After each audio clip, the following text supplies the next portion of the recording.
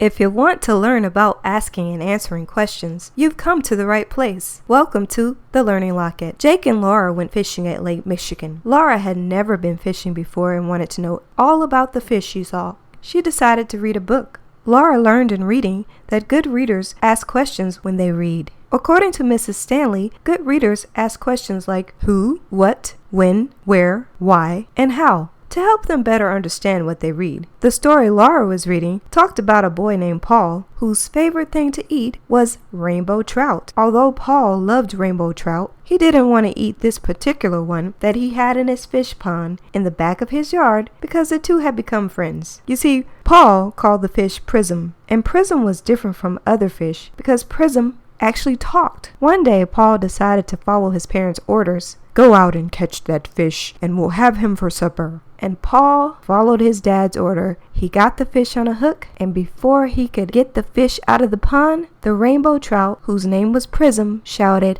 "Leave me!" Paul did exactly what he was told. He left Prism alone, and he never bothered him again, although Paul did eat an occasional trout. Laura remembered that when answering questions, who tells people's names, and perhaps who was there. In this case, Paul and Prism were there in the story. Events in the story can tell you what happened. When answering this question, Laura knew to use the most important events in a story like a fish named Prism who talked to a boy named Paul and missed being eaten for lunch because Paul and the fish were friends. The place in the story tells you where the main events happened. In this case, it was Paul's house because the story did mention that it was Paul's backyard. Words like before and after can tell you when it happened. We know that Paul changed his mind about eating Prism when Prism spoke to Paul. The words because and reason tell you why it happened. We also know that Paul wouldn't eat Prism because they were friends. The key things to remember when asking and answering questions in a story are the 5 W's: who,